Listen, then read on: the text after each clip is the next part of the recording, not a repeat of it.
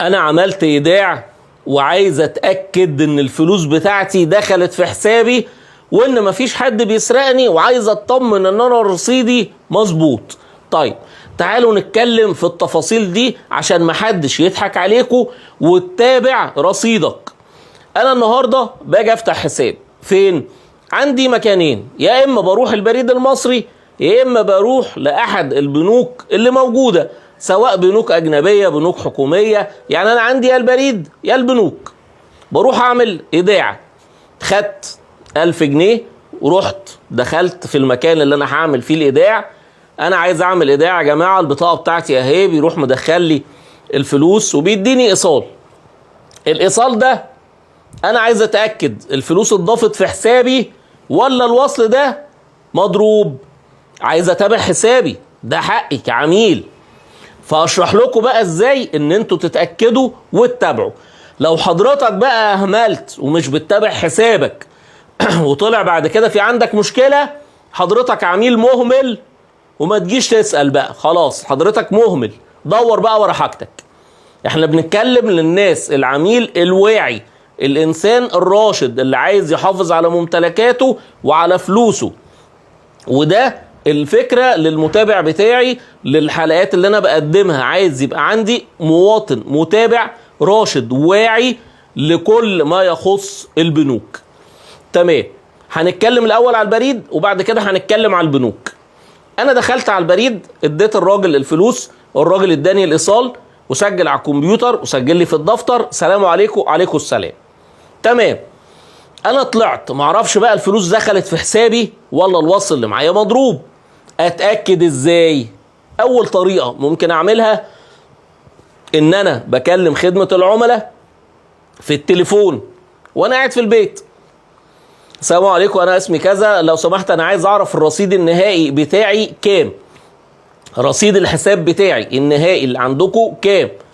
هيسألني طب انت اسمك ايه، رقم بطاقتك كذا، اخر عملية ايداع عملتها امتى، فاتح حسابك في فرع ايه. هيسألني شوية اسئلة عشان يتأكد من الكلام اللي انا بقوله.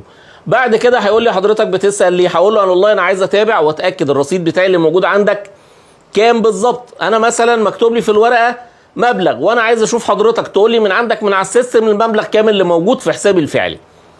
هيقول لي مثلا انا عندي المبلغ اللي متسجل 10 وانا الورقه اللي معايا مكتوب فيها 10، شكرا انا كده تمام وزي الفل. دي اول طريقه. الطريقه الثانيه عشان اتاكد من الرصيد بتاعي عند البريد المصري. انا البريد المصري له كذا فرع على مستوى الجمهوريه، كل الفروع دي مربوطه مع بعضها بسيستم واحد. فانا كعميل ليا حق ان انا ادخل اعمل عمليه السحب او الايداع داخل اي فرع من فروع البريد المصري على مستوى الجمهوريه. انا بروح للفرع اللي جنب بيتي، تمام، ورحت عملت فيه ايداع. ممكن اعمل ايه بقى المره الجايه؟ اروح لواحد ابعد مني شويه، الفرع اللي يليه، لان هو في كل منطقه في مكتبين 3، فالمكاتب كتيره جدا فمش هتتعب. يعني ممكن تلاقي بينك وبين الفرع ده والتاني 200 300 متر بس. فحاجه اعمل عمليه ايداع تانيه، مش هروح بقى نفس الفرع ده، لا هبدل. لو كان في حد غلطان في الفرع ده، في الفرع التاني مش هيبقى غلطان، في الفرع التالت مش هيبقى غلطان. مش معقولة الناس دي كلها هيبقوا متفقين عليا انا. فلازم ابدل الاماكن اللي انا بعمل فيها الايداع او السحب. تمام، هروح بقى اعمل ايداع في الفرع التاني، هيدخل يدخل البيانات، هيديني ورقة الرصيد اللي فيها هطبقه على الرصيد القديم. يعني انا كان عندي 10، انا رحت عملت ايداع ب1، المفروض هيديني ورقه ان انا عملت ايداع ب1 والرصيد الاجمالي بقى كام؟ بقى 11. الورقه كده مظبوطه، احنا كده تمام وزي الفل، يبقى انا كده متابع بياناتي، يبقى انا كده راجل بفهم. انا كده ابقى راجل بفهم. لو انا ما عملتش كده ابقى انا راجل ما بفهمش، ابقى انا راجل ما بفهمش. فلازم ابقى انا انسان واعي.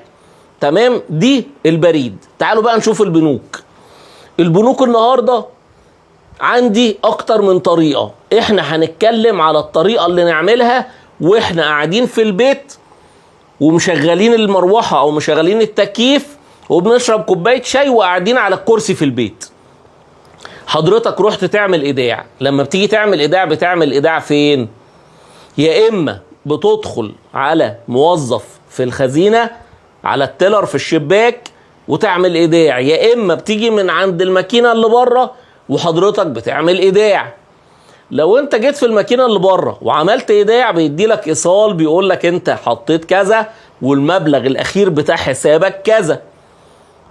طيب انا مش مصدق، الماكينه دي ممكن يكون فيها الوصل طلع غلط او الفلوس ما دخلتش في حسابي، فانا مش مقتنع بالوصل اللي طلع من الماكينه ومش مقتنع بالوصل اللي انا خدته من عند الراجل اللي في الخزنه اللي واقف على الشباك. انا مش مقتنع لا بده ولا بده، انا عايز ابص بنفسي بعناية عشان اتاكد. حلو.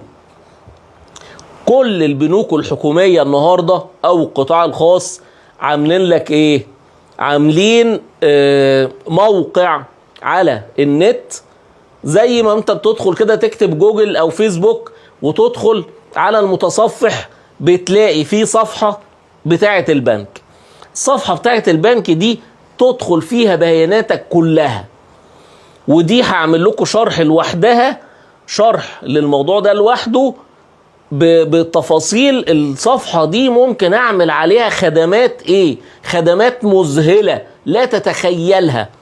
كمية الخدمات النهاردة اللي البنك بيوفرها لي الكترونيا وخدمات ذاتية واعملها وانا قاعد في بيتي، بقت كمية خدمات كبيرة جدا ولازم تفهموها.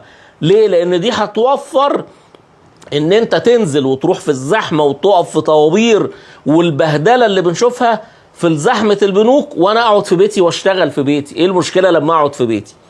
فيبقى هتدخل حضرتك على الموقع بتاع البنك، وده بتعمل له اشتراك ده مش بفلوس، اشتراك ان انت بتبلغ البنك وبتدخل كلمة مستخدم، اسم مستخدم وكلمة سر بس، وحضرتك بتدخل ممكن تجيبها من خدمة العملاء بالتليفون وهتلاقي الدنيا معاك بقت جميلة. حضرتك بتفتح الموقع بتلاقي الرصيد بتاعك مكتوب، وده استحالة ان حد يلعب او يزور في البيانات اللي موجودة في الموقع. كده حضرتك بصيت وبنفسك وتابعت وشفت ايه المبالغ اللي اتحطت والمبالغ اللي اتشالت، وشايف حساباتك كلها قدامك. فحضرتك كده تبقى انت راجل بتفهم وراجل متابع رشيد وواعي وبتتابع حساباتك. يبقى كده احنا قلنا البريد الطريقة بتاعتنا فيها، وقلنا البنوك معظم البنوك هتقول لي عندهم موقع الكتروني، هقول لك معظم البنوك عندهم موقع الكتروني، وهخص بالذكر البنك الاهلي وبنك مصر اللي هم اكبر بنكين موجودين في الجمهورية، ودي بنوك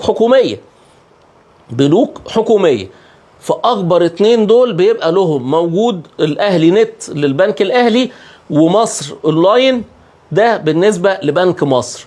دي كده الطرق اللي حضرتك هتتابع بيها وهتشوف الفلوس بتاعتي موجودة او لا. لو في اي مشكلة حضرتك لقيتها ما تستناش، لو لقيت فلوس انا اتحطت وخدت بيها وصل وما تسجلتش في حسابي ما تستناش. الموضوع ده تاني يوم على طول على البنك تحل الموضوع. مفيش حاجة اسمها بعد كذا والقصص الخايبة دي، لا. حضرتك النهاردة عندك مشكلة اجري حلها، لقيت الدنيا تمام شكرا يا بنك سلام عليكم، شكرا يا بريد سلام عليكم، انت كده راجل تمام. فانا كده قلت لكم الطريقة اللي تتابع بيها حساباتك وتتأكد ان كل حاجة سليمة.